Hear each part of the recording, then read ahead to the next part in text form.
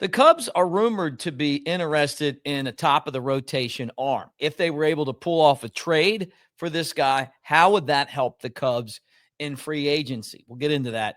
How about Kyle Tucker? What are the latest rumors on the Cubs silver slugging outfielder? And the Rule 5 draft is just around the corner. The Cubs have plenty of room on the 40-man roster, but there's a list of names of players in the minor league system that they're not going to want to get rid of. We're going to get into some of those guys as well. All that on the Cubs baseball channel.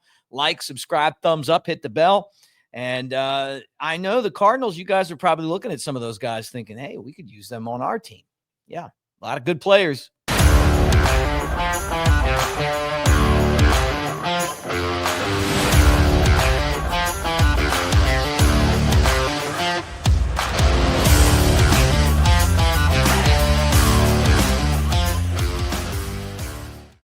What do you say, everybody? Mick Gillespie, Cubs baseball channel, and it is a pleasure to talk baseball with you today, even on the road. But we try to do this and keep you updated on everything going on with the Cubs on a daily basis, right? So we're back in the groove after some on assignment work this weekend, and pretty excited about what we're starting to hear as far as the Cubs are doing or maybe could do out there to make this team better. Now, one guy that we heard a lot about last year was Marlins pitcher Edwin Cabrera. Remember, the Cubs and other teams seemed to be in talks to maybe pull off a trade for Cabrera. It never happened. As a matter of fact, no starters who had basically years left on their contract were traded. So the Cubs wanted to get a starter that they could put in the rotation. And Cabrera was a guy that a lot of us felt like would fit that mold, right?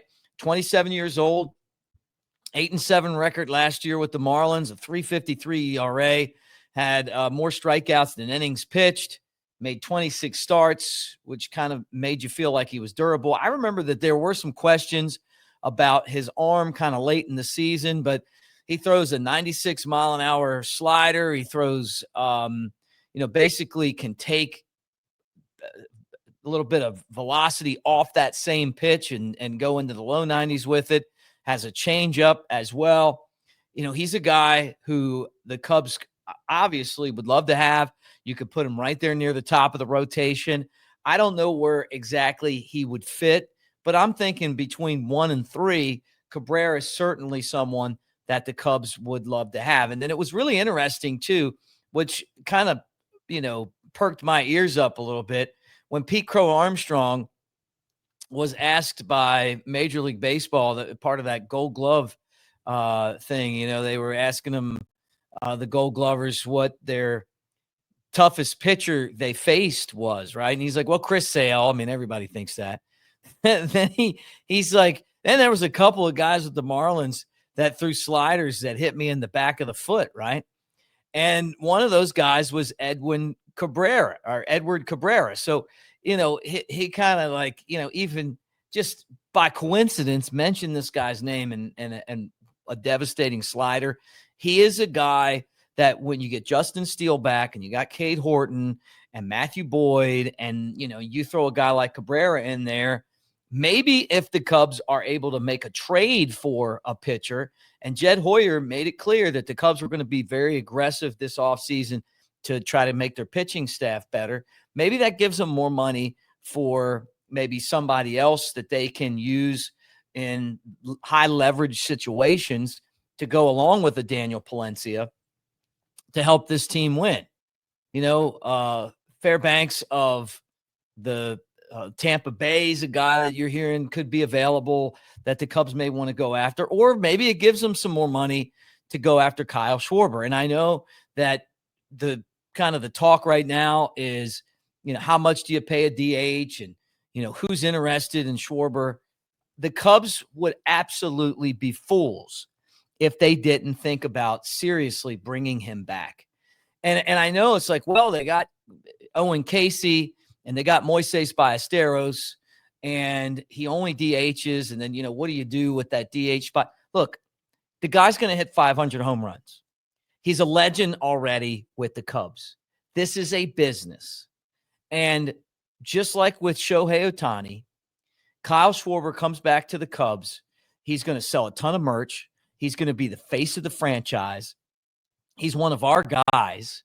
We thought that all of those core four guys were going to have a career like Schwarber. We figured that by now Bryant was going to be on his way to a Hall of Fame career, and that Baez was going to be in that position, and that Rizzo was going to be in that position. And I thought, and I think you guys did too, that they would still be Cubs. And circumstances happened. I would love to see him come back. And maybe if you can trade for some pieces that you need, then you can go out there and make that splash signing. Because I don't think the Cubs are going to end up with Kyle Tucker. And that kind of leads me to my next transition. Now, I do want to tell you guys that we got Cubs Baseball Channel gear. We've got weekly cash prizes that we give away. Our home for the Cubs Baseball Channel is Mick Nation and AveD. That is our Web3 home. And we're building that for you guys. That's a spot where you're eventually going to be able to go and buy swag. You're going to be able to get news on the Cubs, obviously with our shows and all that stuff. It is a work in progress, but it's still a lot of fun now to go there and pick games and win prizes and stuff like that. And it's all free. So take advantage of it. QR code right there. And let's see what you can do. See if you can. The Bears are hot right now. Are you taking the Bears? Some of you guys aren't even Bears fans. You're Cubs fans, but you like other teams. Like me, I'm not a Bears fan. I don't dislike them, but we put a bunch of games on there, college games as well. So while baseball is not in session, maybe we'll throw up there. What do you think Kyle Tucker's going to do? Because that's the next thing we're going to talk about. Where's Kyle Tucker going to go? Now, there's some talk that Kyle Tucker could be going to Baltimore, and this really surprised me. Now, from the Orioles standpoint, they have this young team. Ken Rosenthal was the guy that kind of talked about this and mentioned that Mike Elias, who is the Orioles president of baseball operations, came from the Astros, drafted Tucker. And when you look at the Orioles, they're missing that bridge guy, that piece that's going to help them get over the hump. And they took an enormous step back after being one of the best teams in baseball last year. And they're trying to figure out who they could put with their young stars to be able to basically change that and become a winning franchise. Now, the Orioles had pitching issues, but their talk that, adding someone as talented as Tucker to the Orioles could be a huge, huge asset. Obviously, Tucker helped the Astros win the World Series. I'm sure Elias is too feeling pressure right now because, the Orioles went out there, they lost a ton of games, they tanked, they did a great job in the draft, they brought in all these young players, and now all of a sudden, that window of being able to keep those guys is starting to close. And we're going to talk about the Rule 5 draft here in a second just for the Cubs. When the Cubs were like number 2 in basically organizations, minor league organizations, Baltimore was always number 1. And they just had a ton of guys. Well, a lot of those guys are getting to the big leagues now. Then that clock starts once they get drafted and then they get up there. And so maybe Tucker's a piece that the Orioles would love to have. Now, the problem that the Orioles have is that they've become one of the smallest market teams in baseball. And this obviously led to the lawsuit between the Orioles and the Nationals over their TV contract. The Orioles could have blocked the Nationals coming to D.C. by allowing Washington to have a team. The Orioles became a small market. They went from like a mid-market to a small market. So I don't know that they're going to be able to afford Tucker, but maybe they give him a huge deal, but they can trade him, and then they'll do a Juan Soto deal with him. Baltimore is kind of like the Cubs. I mean, they haven't had a lot of these huge deals, but if they want to win the World Series, adding Tucker may be the right thing for them to do. Now, the final thing I wanted to talk about, and this is something that I'm definitely versed in, is the Rule 5 draft and, kind of where the Cubs are right now as far as some of the guys that are of basically available to clubs if they're not protected by the Cubs. Now, the Cubs on the 40-man roster right now have spots, right? So they have spots to keep some of these guys. So they've got on my list 8 or 9 guys that they're going to have to make a decision on. And I wanted to talk about some of those guys. First off, Riley Martin, left-handed reliever, really, really, really good. Hasn't quite mastered the AAA level, but it looks like at some point this guy is going to be a big leaguer. I mean, he's got the stuff to do it. He's had a ton of success in AA. He's right on the verge. And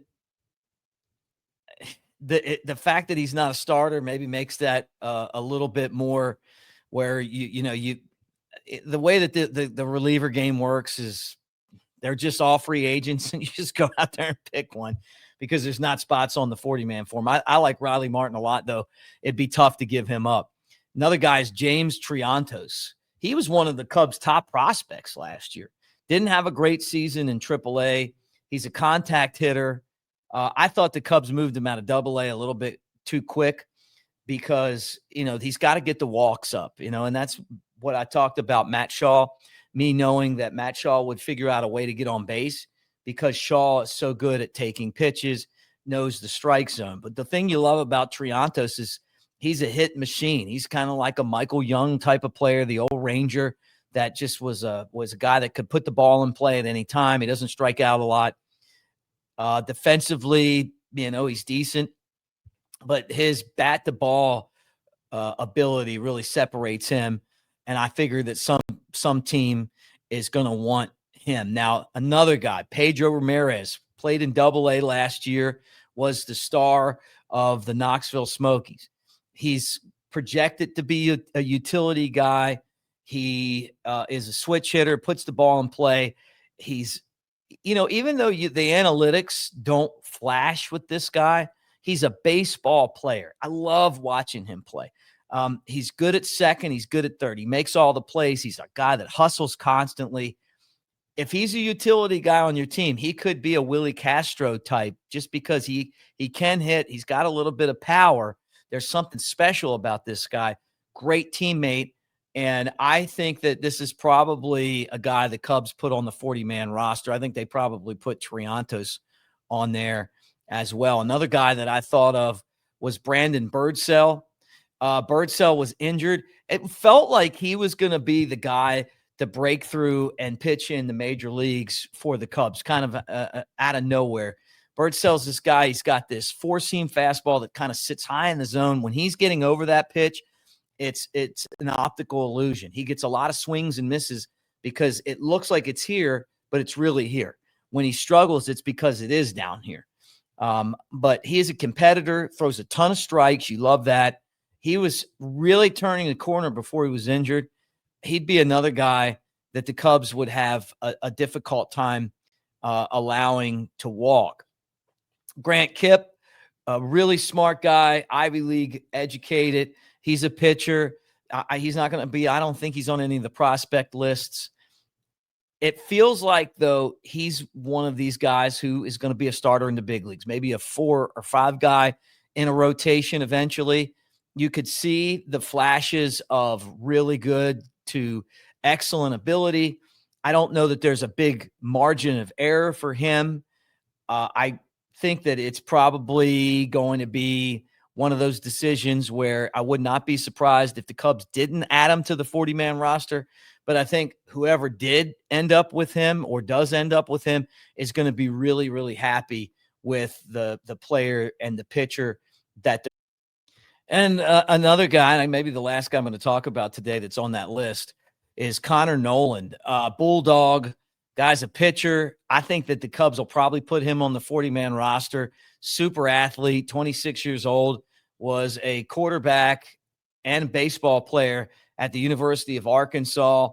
And look, man, he ended up in AAA in 2024, had a 9-6 season in 27 appearances.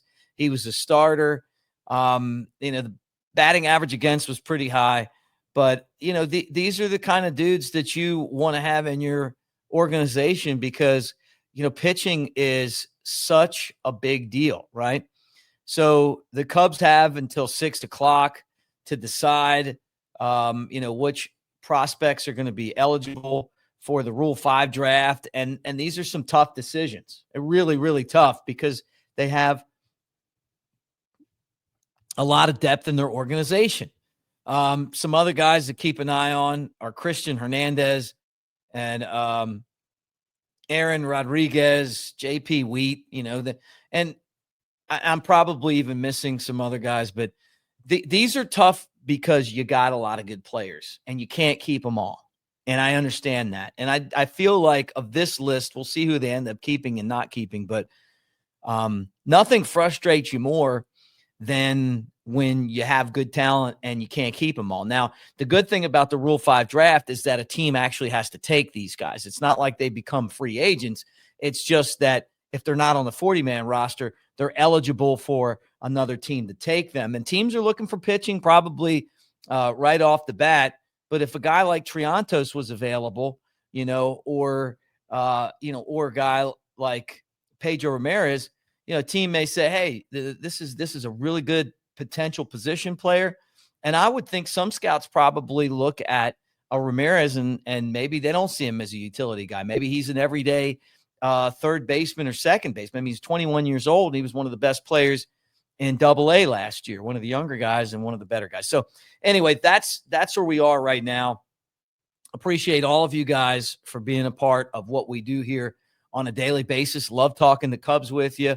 Make sure that you hit that QR code and you join Avenue DB, part of Mick Nation. And make sure you like and subscribe if you're not a subscriber already. I'm a lifelong Cubs fan, and I know a lot of you guys are as well. So it's fun to come here and, and talk Cubs with you on a daily basis. So the other thing I want to say is that with the holidays coming, you're looking for something to do. Hey, you want to take the family on that unforgettable vacation. You want to go and check out the mountains. Go to Sevierville. It's part of the Smoky Mountains. Sevierville, Pigeon Forge, Gatlinburg. They have all the Christmas lights set up right now, the holiday lights if you're you don't celebrate Christmas, but still beautiful in those mountains. It's affordable. It's not that much money, and the views are amazing. We appreciate them for being a part of our channel. When you head to the Smoky Mountains, it's only natural to visit Sevierville. Even we had to check it out. And we've been here our whole lives. Experience the adventure of a lifetime. I'm king of the world. Even you can get a bird's eye view of the Smokies. You're going down, Billy. Whoa. Your Smokies start here.